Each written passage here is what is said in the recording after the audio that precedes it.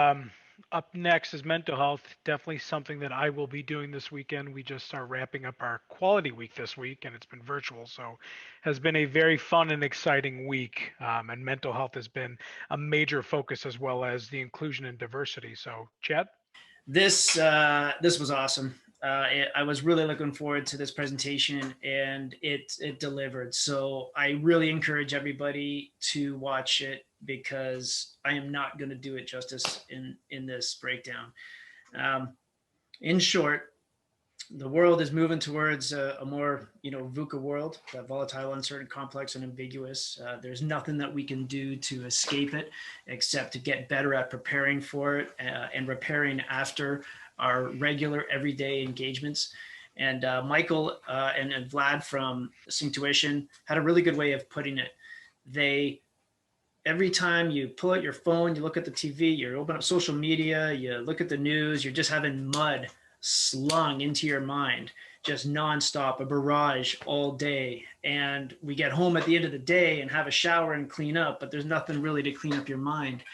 And Synctuition is a very simple app that was developed with very complex technology and a lot of sweat equity that went into it to create this library of journeys that, as they describe, is kind of like a mind spa where it's just 20-24 minutes. It just brings you through a journey. There's a beginning, a middle, and an end, and it flips the script on you from negativity to positivity, from stressed to relaxed. And if you or somebody you love can benefit from a little calmness in their life and can benefit from just relaxing a little and get a little bit more clarity of mind, watch that hour.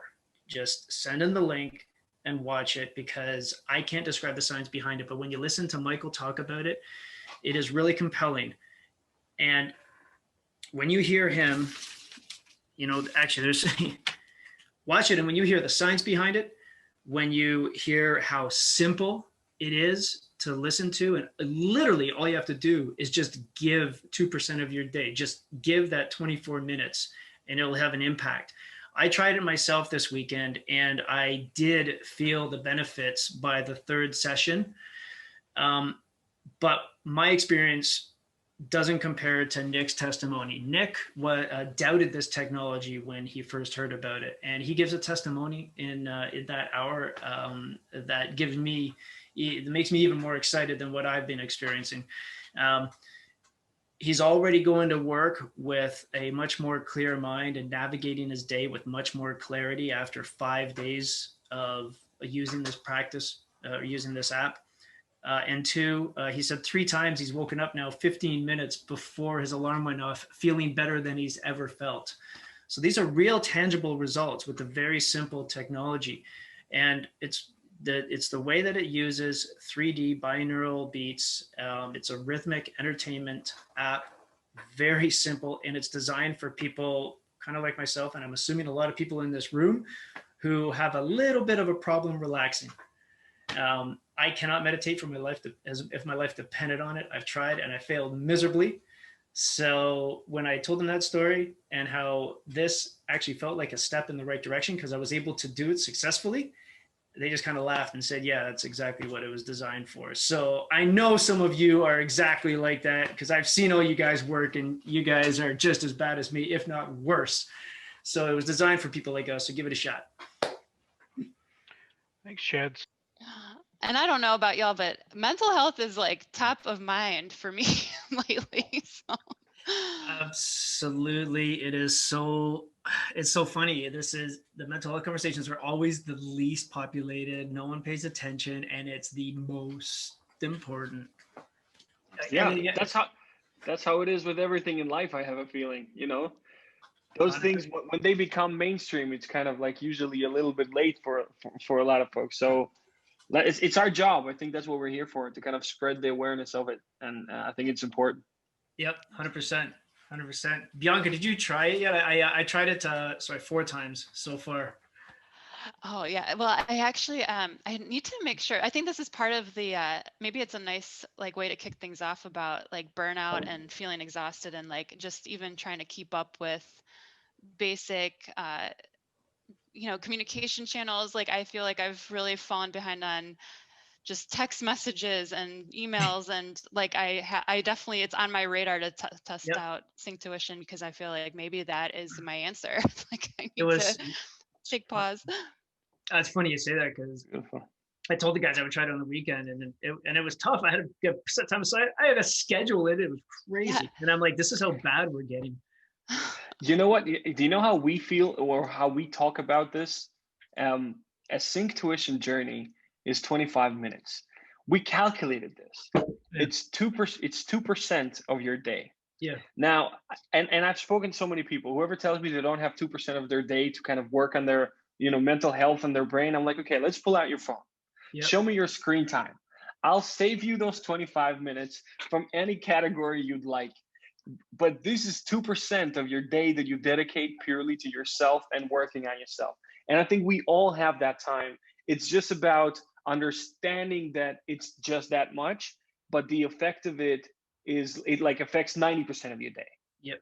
So, when 2% of your day could affect 90% of your day, it's worth investing the time.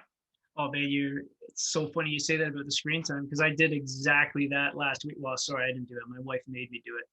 Yeah. I thought, like I work long hours and I'm like, I put in a lot of time, and she started criticizing me for being on my phone too much. And I'm pretty cognizant of that. And I thought I was improving significantly. And she's like, all right, check your screen time. Damn it. It was like a 20% improvement. I was like, oh, I thought I crushed it, but nope. So yeah, awesome way to start off the conversation. Do we need it? Is anybody else coming in here? Let me see. Got Josh, Nick, Vlad, Jackson, Brad, Michael. Okay, perfect. Yeah, that's it. We got everybody here. Amazing, everybody. Thanks for coming. Just as Bianca said, I was looking forward to this one too because we're always talking about mental health and having conversations, but there hasn't been anything that has been significantly actionable, something that we can take and get something, get a physical benefit from in all of the conversations that we've had this year. So that's why I was excited about it. Let's start with introductions. For those new to this session, I'm Chad Pearson.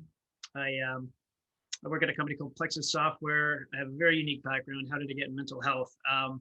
My story really started with me as that small, skinny kid who got bullied all the time. And then I was put onto the wrestling team when I was 8 years old. And that just turned into a whole 30-year career in mixed martial arts and wrestling. I became a police officer, and I became kind of very vigilant in my pursuit of the combat arts and wrestling. And during that time, I had the really fortunate experience of being surrounded by some of the most amazing police and military leaders. My family was police, military on both sides. So I was kind of always encouraged to kind of stand up for myself. So that's how I got so deeply involved in it. And that, again, that I had that fortunate experience of being surrounded by such amazing coaches and leaders. And I somehow made this really weird transition into construction technology. So that is my background in competitive mixed martial arts, high performance training. I've kind of taken a lot of the coaching tactics and high performance tactics that I learned in those former careers and brought it into construction technology. And that's where my core focus became on the performance of the brain, because everything that we do is controlled by the brain. So that was, that's, I guess that's kind of how I got put in as a moderator for the mental health, because I in no way claim to be a psychologist or sociologist. I do have a formal education in sociology and crisis resolution, but I'm not a psychologist or sociologist. But I guess with my background, I somehow got thrown into this by Bianca and Nathan, and I'm very glad that you guys did that because it's been fun. Awesome. So that's how I got here, and as I said, I'm pumped about this session because it's something practical. So I'd like to introduce Michael Burish from Synctuition. Michael, just please tell me a little bit about yourself, or tell the group a little bit about yourself and the product. And I got a really good way of framing the conversation after your introduction. Perfect. Thank you so much. First of all, I just wanted to compliment everything you said, and I totally agree about the brain controlling everything and why it's such an important conversation to have. So as you said, I'm Michael Burish. I'm one of the co-founders of Synctuition. Within the company, my role is really business development and product development, and just making sure that we grow, and we do it in really fun and special ways. And I can touch some of them later on. But the app has been out for almost 2 years now, but the journey is actually a 10-year journey. We started just a little bit after the last financial crisis. My background is actually in hospitality and finance, but I was an avid music fan. I was living and breathing music for a while when I was younger. Even got the chance to perform and record for Sony BMG, and so I was a musician before I was anything else. And that's why I guess the love for music and what music can do and how it can affect the emotions and touch people is something that I learned at a very young age. And then as I had the experience in hospitality, where mental health is probably one of the biggest challenges, it's one of the industries that's impact the most in terms of mental health, just because you're supposed to smile and not expose any of the problems you have to the people that you're serving within hospitality, and kind of just serve. So I've gotten to experience what mental health is all about. And 10 years ago, when a few of us sat down and said, look, we love music and we know the music has healing properties, and we're seeing what the stats are showing. We're seeing the increase in people using anti-anxiety medications and alcohol consumption. We're seeing the addiction to social media, to technology. There's no way that this ends well. And one of the other things we notice is that just the amount of information that all of us are exposed to on a daily basis, which grows every single year. And I can tell you that within 10 years, we're probably receiving almost close to 100 times more information in a single day than we were just 10 years ago, with all the devices and everything we have. And what we noticed is a lot of this information is extremely negative in nature, almost malicious, like what we call it. And then we thought, look, in the evening, we brush our teeth, we take a shower to clean ourselves from, just the kind of when we get dirty, we wash ourselves. But do we ever do the same for our brain? We're accepting all of this information with practically no filter in. This information is kind of like our analogy, the ones that we use, is like you're being thrown mud. You get mud thrown at you. You wake up in the morning, you pick up your phone, mud thrown at you. Open a newspaper, more mud. You commute to work, you listen to news, you listen to podcasts, mud, mud, mud. By 5 p.m., you're like covered from head to toe. And then you go home and you spread it to, your kids, your wife, your partners. It's all around you. Now, we thought there has to be something that we can do to let people kind of cleanse their mind of all of this negativity and this information, so it doesn't rest in your subconscious. It's something that you do before going to bed, so that you wake up fresh and you don't have all of this negativity accumulating inside of you. And this is really how Synctuition was born, as an idea, first of all. But as we were very ambitious back then, and it wasn't yet the time where the apps are everywhere, and the Calms and the Headspaces of the world, none of it was there. We didn't know we want to do an app. We just know that we wanted to do kind of a program that would help people relax, sleep better. But we also understood one very important thing. Before we could get to the relaxation part, we also have to deal with how people feel about themselves and give them a more positive outlook on the world. We wanted them to be more, have more empathy, have more compassion for others, more generosity. We didn't just want to let them relax for the period of 20 minutes, 25 minutes when they listen. We wanted to break their negative thinking patterns. We wanted them to build positive habits, which would then allow them to build resilience and really get the most benefit out of the program. And so we teamed up with psychologists. We've started writing small scripts in the beginning of every journey on how to get people to feel better about themselves, more self-confident, just be more optimistic and see the bright side of things. And that's really what started our journey. And later on, we decided that we want to create all our original sounds. We're not going to take anything from anywhere. We're going to create everything original. And we decided to do it in 3D for the hell of it. Why not do it in 3D? If you can do it in stereo, why not do it in 3D? And so we literally went out there and started recording sounds. And by the time we were kind of done, we looked back and we're like, wow, we recorded sounds in over 2,000 locations all over the world. We have like forests and deserts and lakes and oceans and whatever you can imagine.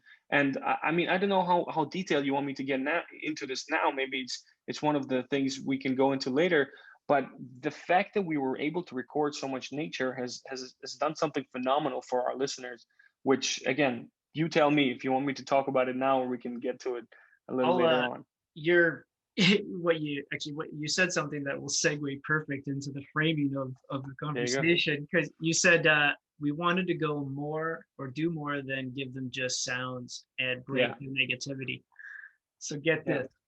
So I tried my first experience with Synctuition was on Saturday, and it was a rough day. Yes, you're bang on with the negativity thing, because it was the vacation one. I was listening to the vacation journey, and the girl starts out by saying, she's like, okay, you're gonna go on vacation. I'm like, no, I'm not.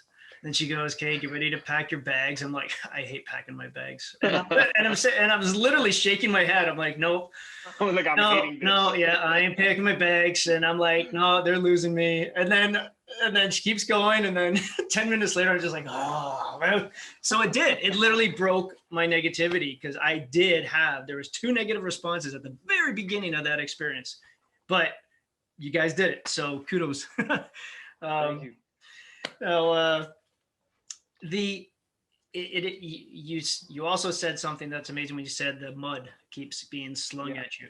Okay, you're bang on. This acronym behind me here, that people that have been on these sessions before with us know about this acronym, VUCA. It's a term that was born from the military. It stands for volatile, uncertain, complex, and ambiguous. And traditionally, the military used it to describe challenging scenarios where there was a high risk of bodily harm, death, or severe mental trauma. Typical scenarios that you would deal with in law enforcement or combat, any military operation. And what's happened over the last few years, maybe a decade or so, is that the entire world has literally evolved or devolved into a VUCA world. Construction, absolutely.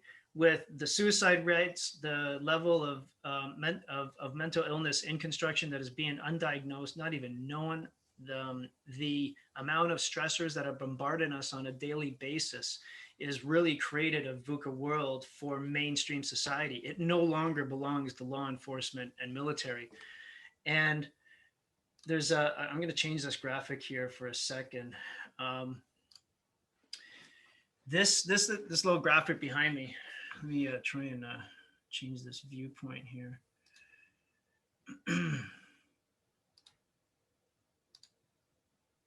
There. So basically, if you look at the red here, when you were saying sling the mud, you're getting every time you open up your phone, you're getting mud slung at you. Every time you're walking around the street and some other, you've got another engagement to pull on the news, you got mud slung at you.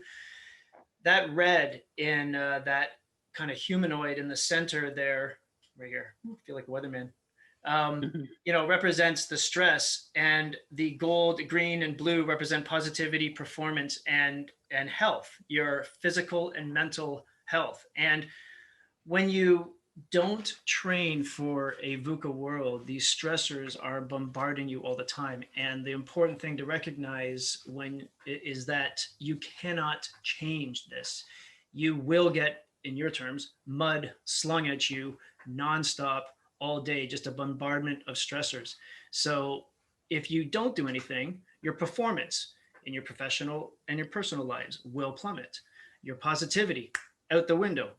And of course, your physical and mental health declines over time, and you get all of these related illnesses. So Bianca, we were talking at the beginning that, mental health is the most important thing to you. Absolutely. It has to be. So all these other conversations that people are having, they're just addressing the symptoms when the root cause is what's up here. And so that's why, I was really excited about this coming on, because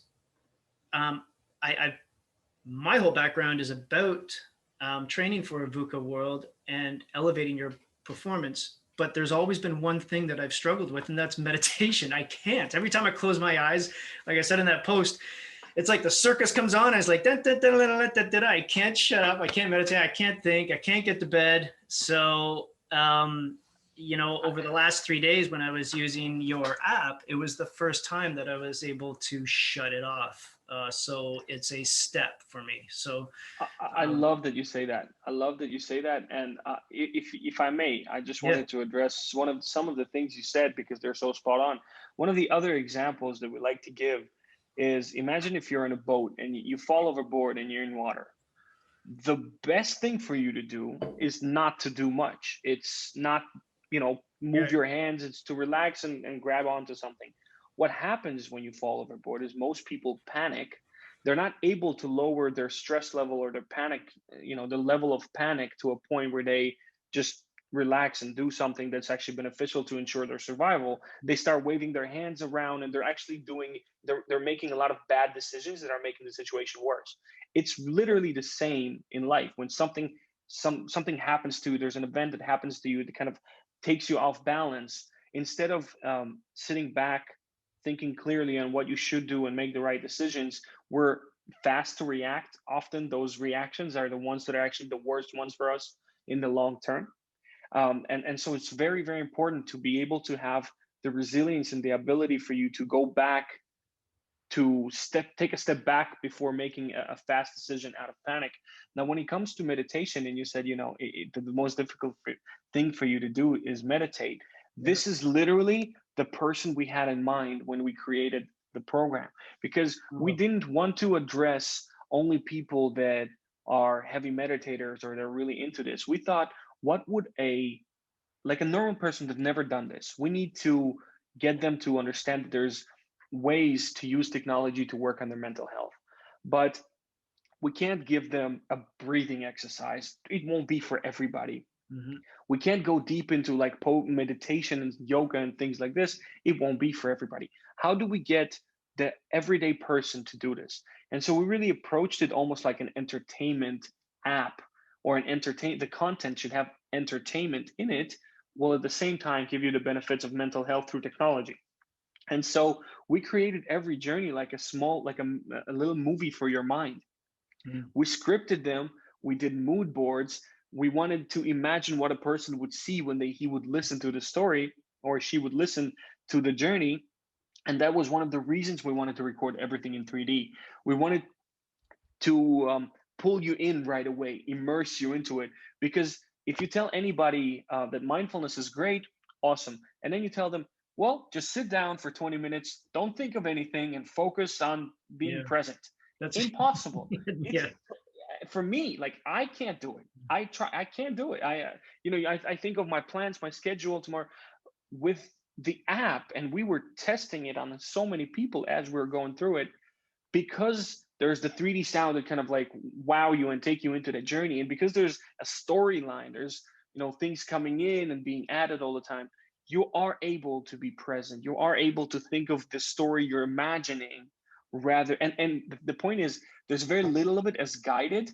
So the pack your bags thing that you were annoyed by, it's like 2-3 minutes in the beginning. The rest of it is just sound, and it frees you to imagine whatever world you want to imagine. And you can imagine what happened. World. Yeah. And you can imagine, you can have a different experience every time you listen, based on kind of what you did that day or what your thoughts generally are. So we didn't want to guide the person through it. We wanted to let their imagination build that world, and through that relax and being able to finish a journey and really get all of those benefits of the technology that's actually under the surface there. So you said that you worked with some psychologists and stuff. So what is the, I've experienced, but the people in the in the room here haven't, what is the science behind it, and why does it work? Sure. So on there's two reasons why it works. One is maybe a little psychological, and one is technical and scientific. So let's start with sorry, maybe we should describe kind of what it does, because some of the people on the room here, they haven't experienced it. So maybe we should start with that, what it does, and then we'll get into the science behind it. Sure. So in general, Synctuition is a long journey consisting of many, many journeys. We have every track, every audio track in there is called a journey. There's currently 100 of them in the app, and there's plenty more coming. Every journey touches on a topic. You know, we have something called love and vacation and empathy and generosity. We're touching a single topic. There's a 2 or 3 minute spoken word, which, as I said, is meant to uplift you and put you in a positive kind of mental space. And the rest of it is a journey that kind of has a beginning, a middle, and end. It's recorded in 3D sound, and we're using 2 technologies throughout the entire journey. One of these technologies, or I don't know, I can call them 2 separate ones, or maybe one is an extension of the other, but it's called binaural beats. Binaural beats is a technology which, in a very kind of simple way to explain it, we play the same sound, but in different frequencies to your right and your left ear. So when they're played in 2 different frequencies, your brain compensates for it. It creates a 3rd frequency. It compensates for the difference between them. And there are literally hundreds of scientific studies talking about the benefits for the brain using binaural beats. Most common ones being the fact that it improves neuroplasticity, the communication between the right and left hemisphere of the brain, which obviously brings also a bunch of huge advantages on creativity and memory and everything that has to do with it. Now, aside from just using binaural beats, we're using them in a very special range. So we're using the gamma range, which is about 40 hertz. Those are the fastest waves. If we're all of us on an everyday basis, we're in the beta state, then in the gamma state, the waves are a lot faster. And what this does is, with all the research that's been done on gamma waves, and this is relatively new, it improves focus and cognitive ability and cognitive skills and performance. That's what gamma waves really does. Now, the funny thing is, naturally, most people can never reach a gamma state. Very, very highly disciplined monks can reach that stage naturally. Most people can't. But what happens when we play gamma waves binaural beats through headphones is our bodies have, we have a lot of water in our bodies. When you play sound through your ears in those frequencies, your body kind of vibrates on a similar frequency, which is why it has all the effects I talked about: cognitive skills, memory, and better communication between the right and left hemisphere. All of that is happening in your brain when you're listening to this. Now, they're saying that go ahead. So sorry to interrupt you there. I don't want to forget about this. When I was doing on the weekend, I felt this. Maybe it's about maybe 15, 16 minutes into it. I had this warmth just in my kind of frontal lobe. Is that a direct result of? I wouldn't look. I mean, the binaural beats themselves, they don't kind of heat your brain or give you any kind of, shouldn't have any effect at all on the temperature. I've noticed what you're talking about also when I tried, transcendental meditation. Just when you really try to focus and you're in that focus, it could do. It's a very personal thing. I don't believe this would happen to me. Yeah, but it's maybe just the place that it took you, but the technology itself doesn't have any kind of physical effect on how you feel or temperature. But what it does do is, if you listen to it for, the science says above kind of 12, 13 minutes, there's real benefits, because our journeys are roughly 20 minutes long, the audio, the sound part of it. It really puts you in an amazing place where you're super relaxed. It really helps with reducing anxiety in a very short period of time. That's why we're saying that, you could meditate for hours, but with using the binaural beats and gamma waves, you could, within 20 to 25 minutes, have unbelievable effects, relaxation effects, but also focus. Like, after listening to a journey, you said it puts you to sleep, which, yes, it absolutely does. It's not only the technology, but it's the fact we're using 3D sounds and incredible original music, and it just puts you in a very comfortable place that if you are doing this before bed, you'll very easily fall asleep. But at the same time, if you, for example, do it in the morning or during the day, after you finish the journey, you actually feel energy, you feel focus, and your performance goes up, because it's built to put you in that flow state of performing really, really well. So that's the beauty about, depending on when you use it, the kind of effect that it has on you.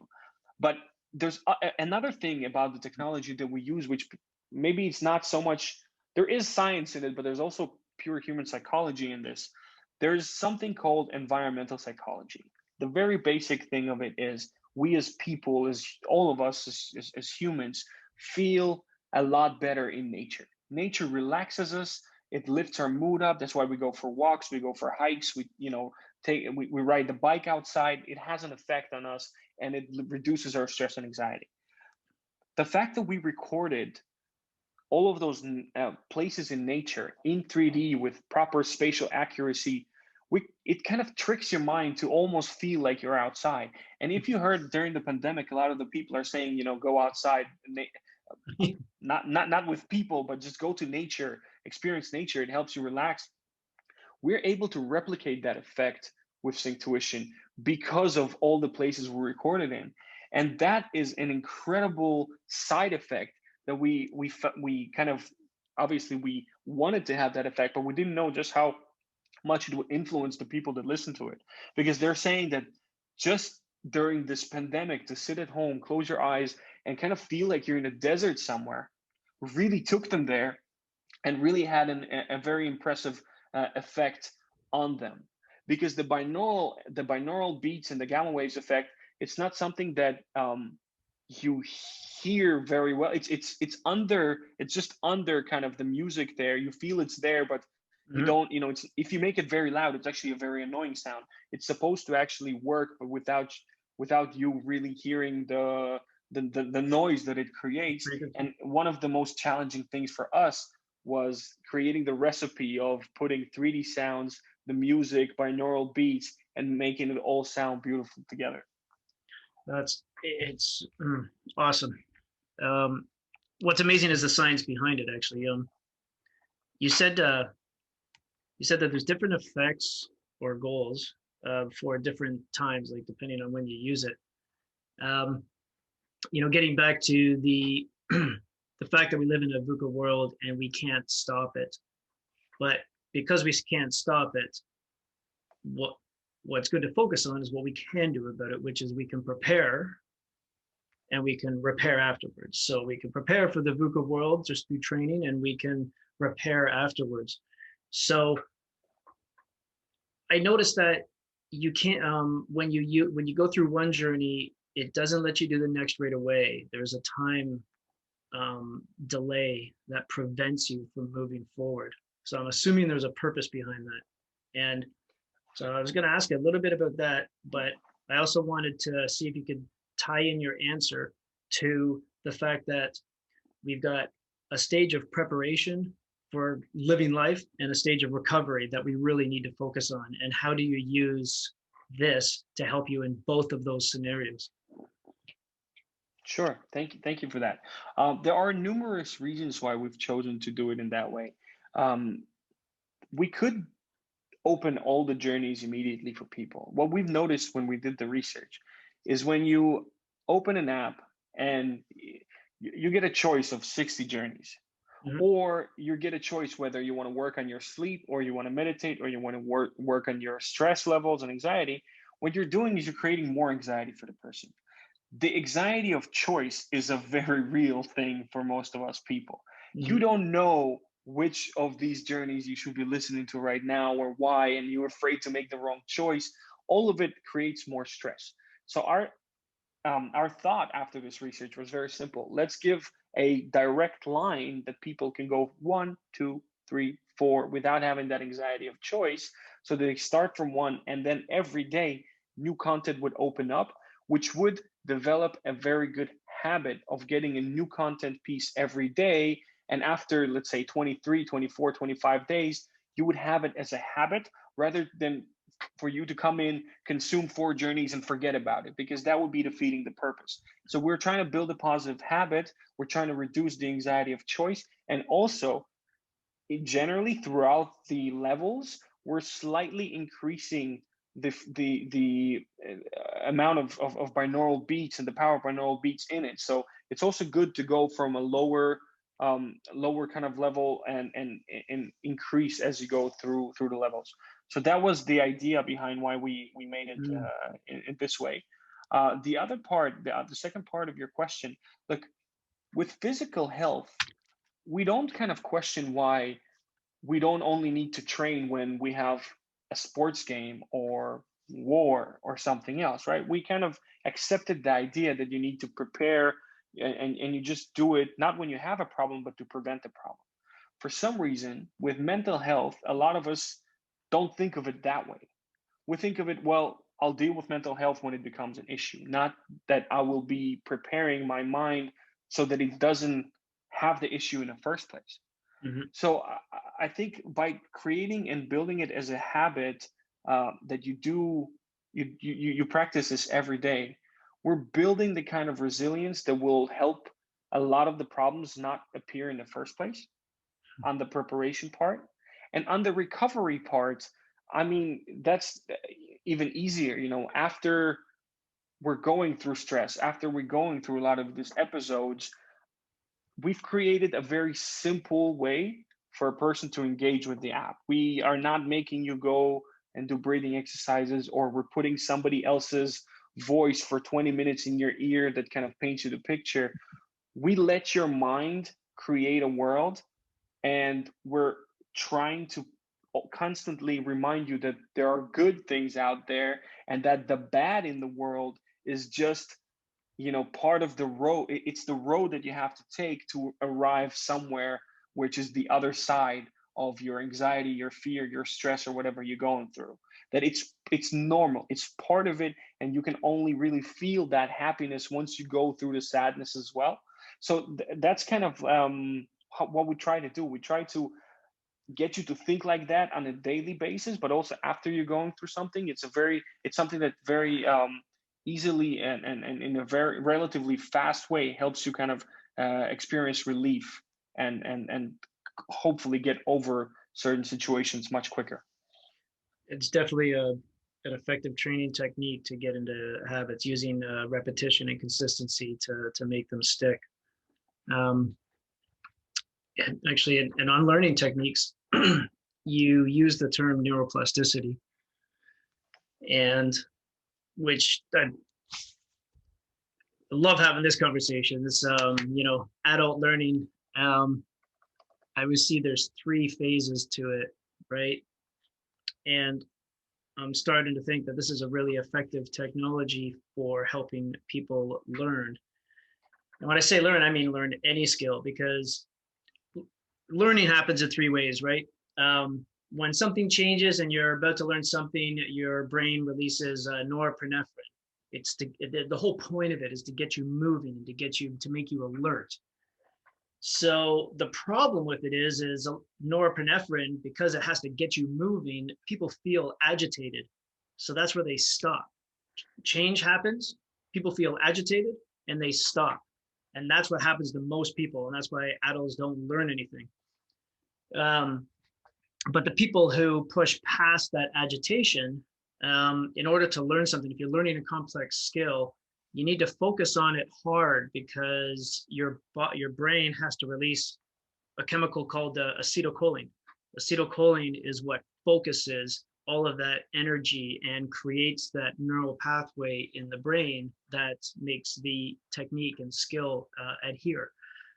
So, of course, adults now, they have a really terrible time focusing. So your brain is greedy. It doesn't want to give acetylcholine. When you're a kid, acetylcholine, your brain is just shuffling out, just like, dollar bills. Your brain is flooded with acetylcholine. That's why kids learn so much. It's like, undeveloped land that needs to be developed. So the brain is going, hey, we got to develop this thing. All right, let's throw out this acetylcholine, and yeah, Bob's your uncle. But then once your brain is all developed, the acetylcholine goes, nah, I'm going to hold on to this. Yeah, I'm not giving you anything. So adults have to really focus for the brain to go, okay, I believe you. Here, take some acetylcholine. We're going to make it fit. But then the most important part is the rest afterwards. That's where, if your brain was like a cement truck, your brain is cycling and the cement doesn't stick. But once it stops and rests, the cement sticks. And that's when, the neural pathways are developed. Like when I train my fighters, I can't stand when we do a technique session and the first thing they do is go on their phone. was like I rip it out of their hands. It was like you're wasting everything that we just learned. Chill, relax, and don't do a thing, because your brain literally has to fix. So there's always those 3 stages of learning. And this is something that I don't know if it's true, but I think that after an intense learning session or trying to learn or adopt a new a complex skill, would be something to help you relax afterwards enough that that cementing process would happen. Is my thinking correct? Like, would that be a good method of that cementing process for learning new skills? Definitely, I think you're spot on this, and I think there's one more thing about it. One of the biggest problems that also stops people from learning is the not willingness to change overall. You need to be open to adapt and to change the things that are happening around you. That's what neuroplasticity does. I think that's one of the first steps. You need to open yourself up for change, and Right. that was one of the main things we wanted to do with the short guided part, is discuss this openness to change, the empathy, the compassion, the seeing the bigger picture around you. And the other thing you said, why we as adults find it hard to focus, goes right back to the mud example. We have so many distractions. They're pulling us into so many directions, and we're not able naturally to arrange them in values of importance in the proper way for us. Like what we choose to concentrate on is maybe something that's bright and flashy, and then it doesn't really matter, and where all the main values that we should be concentrating on, because they're not in front of our eyes every second, like ads and all these negative headlines are, they take a back seat where they should be taking the main role in our lives. So this is where it's not that we lack focus and it's just accidentally happened that way. I think it's very much driven for us not to be able to focus on something by a lot of the industries and the media out there, because when we're not focused, we kind of tend to make emotional decisions. We just go and we grab things, and we just do things like there's no tomorrow, and that's part of it. The other thing I wanted to mention is there's another very important hormone in the body, which is called cortisol. And cortisol, it's good to have this fight and flight instinct, but imagine if your body is constantly on cortisol. Like you're constantly, you have VUCA, right? You have all this uncertainty around you all the time. When your body produces cortisol so much, that really impacts even your immune system. You feel tired, you feel unfocused, your immune system goes down. It's all because our body is constantly creating cortisol, which is one of the things that we were trying to do, is to put you in a place where you don't have this fight or flight instinct all the time. You go to a slightly happier, less anxious place, and don't drown your body in cortisol, basically. Yeah, it's Bianca, yeah, good idea, getting a breakdown of the hormones. I'd like to open up discussion to everybody. Everybody must have some, or people in the room must have some personal experiences or questions after hearing Michael talk here. So if you do, unmute and have at her, guys. I can start. Well, but yeah, just to say thanks to Michael and Vlad for, recognizing a really important need and being in tune with the, the applicability of tech, but using it in a positive way. I mean, just like my own personal experience with just struggles with mental health in construction, from starting in the field and just kind of like always putting it to the back burner. And I think what happens over time is that you just power through it until you just break. And I think what this will help empower people is to just kind of use it as a tool, and it becomes like second nature. And like when you mentioned even just like getting back to nature, like I, especially during these times, like doing forest bathing, like that to me was like just a weekend where I literally walked, like I live just outside of Cleveland, Ohio, and we have the metro parks, and we're really fortunate to have that. But just like, if you can't make it to the park or whatever, like just being able to wind down. My question for you is like, how do you help, or how, like, what are some techniques to help people that have kind of already been pushed over the edge, like where it's like almost like they're in a state of such high intensity or stress that they can't even recognize the need anymore to get that help they need. And I think, you know, construction too, it's like, it's such a tough industry. So you have to put a face on of like, I can cope. You don't want people to see your emotions ever, because then you're automatically flagged as someone that can't do their job. And the reality is, like, we're all human. And so, like, what are some of the basic techniques? Like, is it a cultural shift where this could be something that, you know, when we talk about all the software tools, like this just goes hand in hand in that digital toolkit of, yes, like you're equipped to, you can take time to do that. So. Well, I mean, thank you for your question. I don't know how much you will like my answer. You won't like my answer, but I totally understand what you mean about the industry, and this is what I started with. I think the hospitality industry is very similar. A lot of us just have to put a mask so that, you know, people can take us seriously, or, you know, they in the hospitality it was even worse. It's not even just a mask. It's you have to actually be happy and smile because people don't care about your problems. They want you to solve their problems. So I think one of the things for, as you said, people that are kind of past caring, I think you need to accept the fact that nobody will care for you, for your mind, for your body more than you will yourself. There is no tool in the world that I could put in front of you that will help you if you don't use it, or that will help you if you don't make the time to understand that you come before everything else. And I think this is a mind shift. It's definitely, hopefully it's within every culture and every organization. And I'm seeing that we're getting there. Like what this pandemic has done, it's raised the awareness for the importance of mental health within the workplace, within home and families, on a level that we've never seen before, on a level we could only hope for. And there's conversations on it. We're doing these breakout rooms and these conversations because of it. So I think it's important to, first of all, not think that it's a problem you can't talk about, because the biggest issue with mental health was the stigma around it. I'm thinking that we're kind of removing that stigma. It's okay to openly talk about it. It's not only a problem that you have. It's not because you're weak or you're doing something wrong. We have so much on our shoulders right now that it's normal for us not to handle it in a very, you know, typical kind of way. Oh, like wake up the next morning and just go about our lives. All of it is okay, but you need to make it a priority for yourself.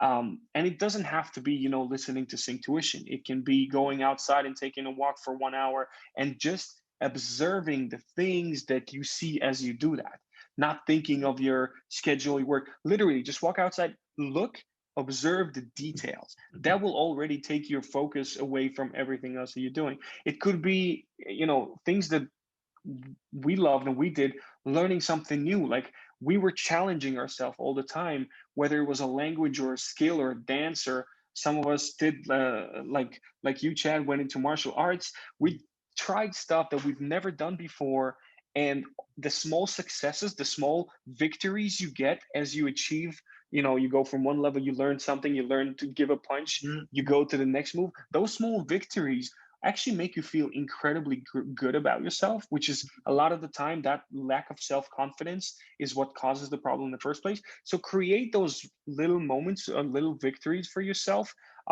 Move your focus away from just work, and most importantly, make a decision to put yourself first. That nothing else will help unless you reach the point where you say, you know, my mind, my body comes first, and then everything else.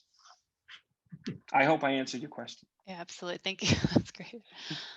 That's it's so funny that you said make the time. And before we had this conversation, before, you know, we as everybody was coming into the room, I was I was telling you how hard it was to get going on the app, and I had to schedule it. I had to schedule myself to use an app for myself. It's ridiculous now that I say it out loud. It's absurd, but we are living in the absurd. But you know what? It's an absurd way to start, but it will, like, after some time, it will be part of your routine and part of your day. It's so true. It's scary, but it's true. But anybody else have some questions? Yeah, Michael, for me, I used to work on the construction job site too, and I had experiences where, it's just stressful the whole day. And I think it would have been really helpful for me to, use this, especially since it only takes 20 minutes right before I go, at lunch, and then after work, because, for me, that's how high my stress level was out there, because we were on a downtown job site.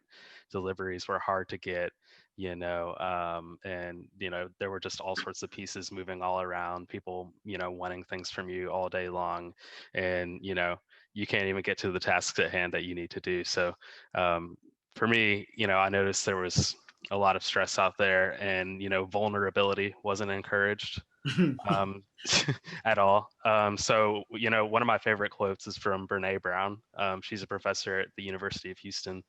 And she says, vulnerability sounds like truth and feels like courage, but it's never weakness. And that's definitely not preached in construction, definitely not in the field. So. You're so I totally get what you're saying. I think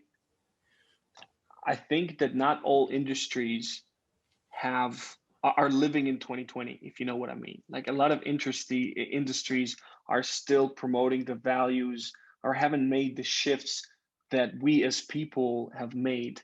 And it has to do with the quality. It has to do with, there's a lot of things that are in some industries that are kind of stuck in the past. But the way that this works is that the world puts everything in their place. It's evolution. At some point, you have to listen to your people, because in the end of the day, the company is as strong as its weakest link. And if your people are stressful and they can't talk about it, it makes them even more stressful, and they can't, take it anymore, your business will begin deteriorating and break down. And I think as generations change and maybe new people are coming to lead those companies, I think they're very much open to being able to talk openly about everything. Vulnerability is definitely not weakness. I agree 100% with that quote, because in the end of the day, you're coming there to perform, and if something stops you from performing, that something should be addressed. If you had a simple tool that could help you perform a lot better, it should be in the interest of the person that hires you to give you the tool that will make you perform better. To me, it's such common sense that I get into like arguments with people when they're like, oh, who needs this stuff? We just need to hire strong people and they're going to do the job. At some point, you run out of strong people. At some point, you understand that you are the problem, not all the people that you keep replacing and rehiring. And I think that the people that will get it and make that shift will be successful, and the people that don't will just eventually collapse. Mm-hmm. Yeah, I would agree with you on that one. It's a lot of the times we deal with a lot of contractors and we meet a lot of owners, and unfortunately, the owners are sometimes the worst culprits here. Yep. We we have nicknames for two types of owners that are very dangerous. We call Hennies, Heni. They're hoarders, emotional, narcissistic, and impatient, all together in one. Very dangerous owner. And two, the Lalas, low attention, low absorption. Not because they're neurodiverse, but because they just don't have the care to give the attention, the time and attention they need to people. And I remember being in a meeting where we were presenting a module for change orders to this owner, to this team. And then the owner was on the phone the whole time, just not really paying attention. And then just as we finished the presentation on the change orders, the owner goes, so listen, how do you handle change orders? And there was a really strong leader in the room that kind of said, listen, we've all been working really hard. So it's best that you just or step up to the side or just said something. I can't remember exactly what they said. But anyways, yeah, I would agree with you. When the owners and the leaders are the ones that are the worst culprits and just not really paying attention. You're probably right. Things are only getting worse. The VUCA nature of the world is only getting worse. In the next 5 years, they're going to be suffering significant damage because they're not paying attention. And the leaders of tomorrow are literally going to be defined by how well they increase people's attention spans, which means they need to pay attention to their people. So listen, they can only be leaders if they have people to lead. If Yeah. people if people leave them, they have nobody to lead, then that just says it all. Yeah. So I that's how I feel about it. People, gone are the days where people are just gonna, follow whatever you say. People have opinions. People just have freedom to choose where they want to work and how they want to live their lives. And I think with everything that's happening with remote work, it makes it even more true. We proved to ourselves that we could be productive even not being necessarily present all the time on site. There's a lot of changes happening structurally where I think the leaders have to pay a lot more attention to what their people are telling them and how they're feeling. And instead of constantly hiring new people and training them, it makes both financial and just normal common sense to keep and support the people that you've already onboarded and hired and developed to some level within your company. Well, actually, Jackson, you said you used to be in the field. You used to be where are you now? I work with applied software. I used to Oh, work on the services side, but now I'm in customer success. But yeah, when I was there, Michael, we had a really bad problem with turnover. And that wasn't Clearly. just, yeah, that wasn't just in the office. I mean, it was also in the field. We were a union contractor, so that contributed to that some, but we had a lot of problems with, keeping young talent. And I think that, there's a labor shortage in construction. Everybody talks about it all the time. And I think that, there are a lot of reasons for that, but this reason here is one that's not talked about enough. Yeah, I agree with you. 100%. 100%. Ron, Josh, you guys have any insight yourselves or experiences yourselves at this? Yeah, sorry, go on, Josh. No. Yes, I think so similar to Jackson. I started working with Autodesk about 4 months ago, but for the previous 20 years of my career, started off in architecture, and then most recently, the last 12 was in construction, mostly with specialty fabricators. And I think just something to maybe build on top of as well is for the last 5 years, I was running an engineering group at a specialty fabricator. I'm in the north of Boston. The fabricator was just across the border in New Hampshire. And I tried to be a very proactive manager because I kind of, came up through construction, similar thing, had a lot of experiences with just a lot of tough people, a lot of attitude, worked with a lot of just kind of old school guys in construction. So very, very alpha. And as a manager, really wanted to be very proactive with people. I had some young people. I had people who had been in the industry for a long time, so kind of big spectrum. And as a manager, it was interesting. And, when you brought up the cortisol levels is, what I was finding was I was just constantly absorbing, right? Constantly trying to listen, check in with people, hear what they were saying, get them to open up. But, when their tension level gets raised, I was trying to stay very, very level. Right? Because I didn't want to ramp things up, especially as a leader. I can set the tone, keep calm. I felt like I could keep other people calm. But the interesting thing was I was finding is like, well, where's my outlet, right? Because I'm at work all day. I'm trying to absorb other people's stress, trying to stay calm. I get home, I got 3 young kids. So it's not like, I just get to kick back and relax and breathe. And so, you bring up cortisol and I'm just thinking like, I'm just curious, even for myself, long-term exposure to high cortisol levels, what is the potential does that have to do to people? That's this image behind me, the red. Yeah, well, I mean, look, I think the result of high levels of cortisol in the end of the day is burnout. You burn out. you have you constantly feel tired, but you push through against what your body is kind of telling you. um, Lower immunity is one of the key things. Yep. Things start sticking to you a lot more, and you're like, oh, why do I suddenly get sick and sick and sick? It's because of the level of cortisol in your body. So it's a dangerous thing. I mean, if you constantly have an oversupply of kind of cortisol in your body for a long period of time, you lower your immunity, you feel fatigue. Obviously, when you feel fatigue and when you have that stress, it also goes and impacts the relationships you have with your kids, with your partner. It impacts kind of like every moment of your life. And if you constantly, as a sponge, take all the problems that as a good manager of people around you, and you don't have an outlet where to kind of rebuild yourself and release that, then I mean, there's no way that it won't impact you mentally. And if it impacts you mentally, you can be 100% sure that it will impact you physically.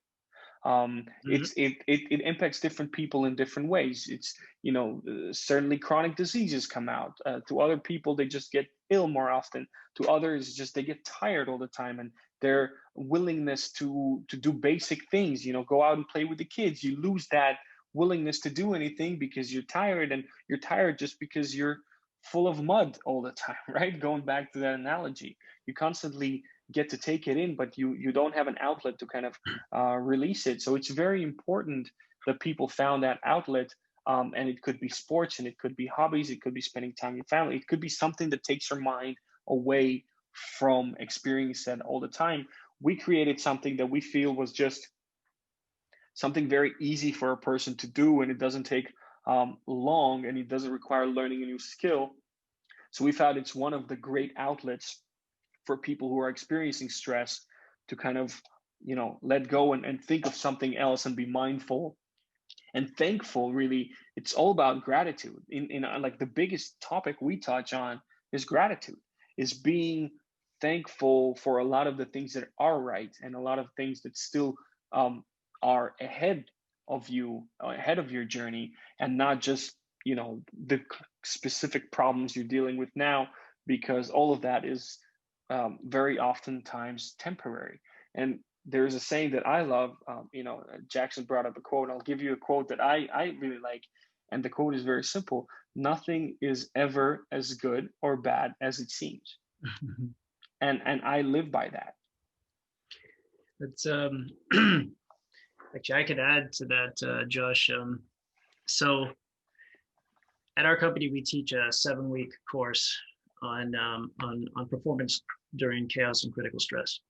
And one of the most important parts about the course is the recovery section.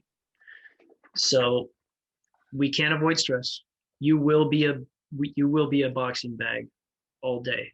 And you're right on the outlet, but the outlet is only one of the things. You actually need 4 things for the recovery stage. And you have to prepare through training to perform under pressure. But then after engagements, you've got the recovery stage, and it's 4 things: rest, relaxation, reward, and refueling. Now, where people make mistakes, significant mistakes, is on their reward part. They think of reward, they have a tough day and they eat sweets, candy, have a beer, chocolates, alcohol. Now, sugar is literally the worst thing that you can do. Now, what happens when you're enduring stress throughout the day is you're burning glycogen in your head. Your brain needs glycogen it uses it as a fuel.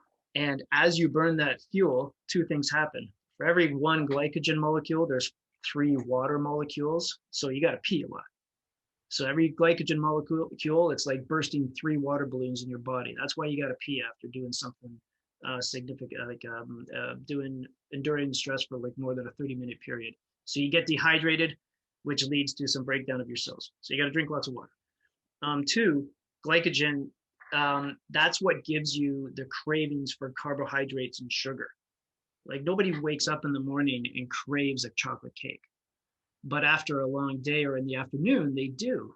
That's because you've been burning glycogen as fuel. Or you get home on a Friday and you're just depleted, So you crave that sugar. Your body does need it. But the problem is it doesn't need a chocolate cake. It's berries that it's asking for. It's asking for complex carbohydrates like what we had when we were cavemen. That's what it's craving for. So part of a major problem, it seems so simple, but that reward is over abused, which contributes to major health concerns. So that's one thing to be very cognizant of.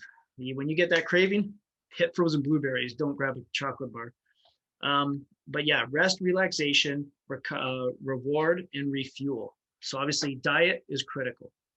And nutrition, we could talk about hours for nutrition. Basically, if you avoid sugar and you stay hydrated and you eat and you avoid fast food, you will already be in the top 80% of the population just by doing that alone.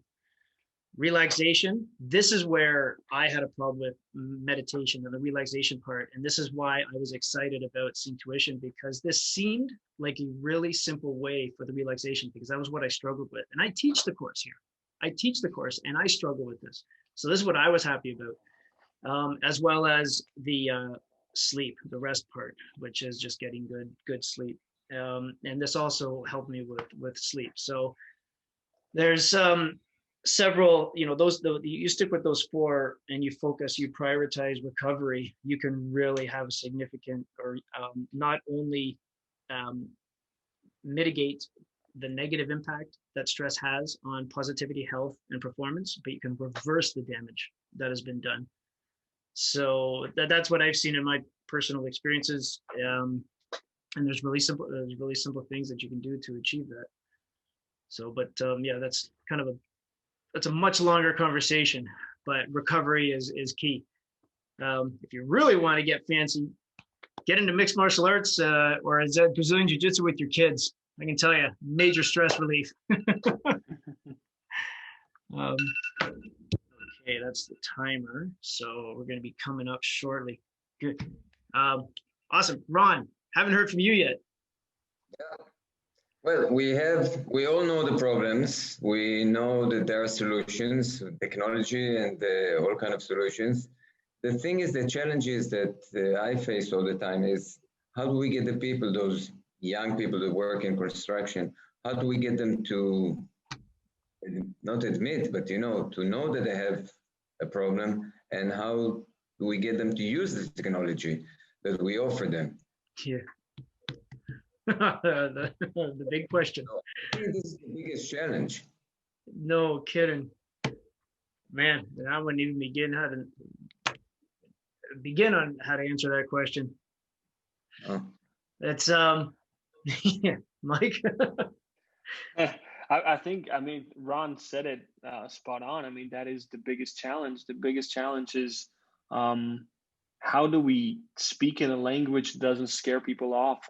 For us, the biggest challenge, we know that meditation has benefits. If we would be out there saying that we have a meditation product, we would have potentially half the amount of people listening to it than we have today, because we're able to speak it and serve it in language and package it in a language which is a lot more understandable for them, and give it, and if they try it, they love it. But to get them to try it is the challenge. But that's the reason we take the approaches that we take. That's the reason we do calls like this. This is the reason we often go out and speak to people and try to use technology, which is again a language that a lot of the youth and the young people out there do understand and do have this kind of, I actually think technology is one of the things that will help mental health become a lot more mainstream, because it's an approachable sugar-like thing that you want to take, but it might have a lot of positive hidden behind it. So I think technology is definitely a blessing for us, and to be able to serve and service to people with a technological solution, hopefully will increase the level of mental health around the world. The one thing from a leadership perspective, one thing that we do, we call it seeing the unseen. And a lot of young people don't want to have conversations around mental health. It's, for them, it's like walking in to the bathroom and they're going to the bathroom. It's that private to them. So having the conversation and asking them if everything's okay just doesn't go anywhere, period. So what we do is we actually have questions that identify patterns that show risk. So it's very simple things like, do you feel in control of your week? So as a leader, I'm always asking my team, all right, you feel in control of your day? You feel in control of your week? The second question is, do you feel that there's anything at risk right now that we need to put more resources on? We've got about 4 questions that we ask that will give people an opportunity to say, yes, this is at risk. This is at risk. I actually don't feel like I'm in control of this area over here. You can have a bad day, but you can't build bad habits. So when those, depending on the answers of those questions, if a pattern starts to develop where there's a loss of control or there's always a need to put more resources on it, there's a problem. And that's our trigger to dig into the problem. If it's a competence thing, that's very easy to fix because as leaders, we're just going to be getting more training. But sometimes it's been a trigger into a conversation around mental health and we've gotten them help. So it's a roundabout way of identifying a problem that may lead into a more candid conversation on mental health. So we do that regularly, and it is really effective. Do you also have any other questions or personal experiences that they want to share that they'll think will help with the conversation? I can share just a bit of my personal experience. Yeah, man. Good to see the Synctuition crew. It's been fun to get to know you guys. So I have been, I'm probably on my 6th or 7th journey on the Synctuition app. Really, I'll admit, I am probably one of the more skeptical folks. And I was telling Vlad this when we were talking about it. I was a little skeptical. I said, how could I plug in headphones and really feel an impact? And I never understood, and I'm going to pull it up. I never understood this, I guess I've got this background, but it looks like Vlad's shirt. You can kind of see this logo. And if you get into the app or you search anything about Synctuition, the first image is a stick figure that's kind of got all these lines going everywhere, and it's kind of craziness. And then the Vlad shirt is kind of the after effect. And I never really understood that until after probably my 4th or 5th session. I started waking up with just a level of clarity that I didn't have before. And it wasn't that my life had changed or my stresses were different. I just remember, sitting down at my computer and just handling things as they came in. Where before I would freak out and I would have to jump, and I'd jump around, I'd do all this stuff. And now I just kind of sit down and I have a plan of attack. And if I get to it, I get to it. And if I don't, and I just kind of changed my mindset. And it was really kind of cool to see that early on in a process, especially being skeptical at first. So that's just a little bit about my personal experience. The other thing, when I wake up, I've woken up before my alarm goes off about 15, 20 minutes the last 4 or 5 days, feeling better than I ever have in terms of, screeching up at that alarm when it goes off. So I don't know how that happened, but that's kind of been my personal journey so far. And it's something that I'm a big fan of. So I appreciate you guys and what you're doing. I just want to say thank you very much for sharing that. It's the whole reason we do this. And when we hear stories like that, I'll definitely, if you allow me to, I'll pass it on to the whole team tomorrow. It's beautiful. And the story behind the 2 stick men and with the one having a messed up mind is we sat down and we said, look, we're tackling a very serious issue like mental health. If we had to explain to our 4-year-old kids what it is that we're doing, how would we do it? And we sat down literally, like this was back then, and one of us kind of drew like a messed up thing and said, what we're trying to do really is achieve clarity of mind. What's the easiest way of doing it? And this is what was on that piece of paper. And until this day, I don't think we've ever found a better way of explaining what the app, what we're trying to do and what the app does to a point where even a 4-year-old would understand. And I really, really appreciate that you touched on it and that you noticed it. I think that's beautiful. That's awesome. That is awesome. The best things are the simplest, always. No kidding. That's right. We've there's trillions of dollars invested by app developers and social media to get your attention. They won't stop. It is a war for your attention. So what have you guys, I don't even know how you're going to do this, but how are you going to win that war of attention? Because you're saying all you need is 20, 24 minutes with people, but how do you get that? Perfect question. We're playing the game with social media. Obviously, we're competing with other apps and we need to get attention. And we've been quite successful in reaching audience and growing our business. But when we said about a couple months ago, we said and thought, we can't go out there to every person and explain to them why this is good for them and why they should spend 2% of the day. So we decided to do something about it. And we decided to make a movie. And we finished the script. We finished putting all the scenes together. And we're probably going to release a movie in the 3rd quarter of next year. The whole point of the movie being is explaining all of the problems that we have surrounding mental health. And I think a lot of it is touching on what the Social Dilemma movie touched on when it just came out on Netflix. So we're explaining that, but we're taking the concept of clarity of mind being really the key you want to achieve in life, that will open a lot of it will answer a lot of the questions you have, open a lot of the doors that you weren't able to open in your life. And I think that 1 hour, 1.5 hour movie will provide so much value to people, will explain so much and give clarity to so many people about why they might not be living the kind of life they want to be living, or why they're getting stuck and spinning the wheel and not a lot of the times getting anywhere. And I think that movie will answer all of those questions.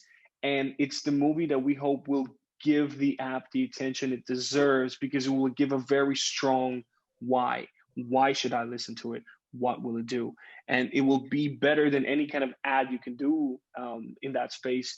Will just give people a lot of value and a great reason why they should be doing this. And our hope, looking at the script, looking at the scenes, that it's going to be something incredible. But we can, once it's out and we're going to make it free for everybody, we can have a conversation on it then. You can tell me if we achieved that goal or not. Amazing. Holy crow. All right. Well, that's a bold move. That is a bold, high production move. Maybe that'll help with Ron and his question on how this is actually going to change or, infiltrate the younger generation. It's a question, since it's a question we ask ourselves every single day. We also need to do something about it, which is different to what others are doing. There's, we can't like with the guys that are out there and raising hundreds and millions. We can't compare or compete on budgets. We have to compete on creativity and everything else. So that's what we're trying to do. Yeah, you are bang on these. This business world has become more about raising money than making money, which is making it extremely difficult for the high value products like this to penetrate the industry. Vlad, you had a comment there? Yeah, I just wanted to mention, one thing that really blew my mind. I think Ron mentioned about this, that was it like several children that we got that listened to Synctuition, and we asked them, those children were asked to draw what they heard. Yep. What was drawn? Yeah, well, Michael can tell you the story. He knows. I see that the breakout room will close in 3 seconds. Oh, 3 seconds. I thought it brought us back into the room, but no. I thought it did too. But I see some new players here, so we're back in. Yeah, we're back. I want to hear how all the VR people enjoyed their session. Yeah. Yeah, they must have.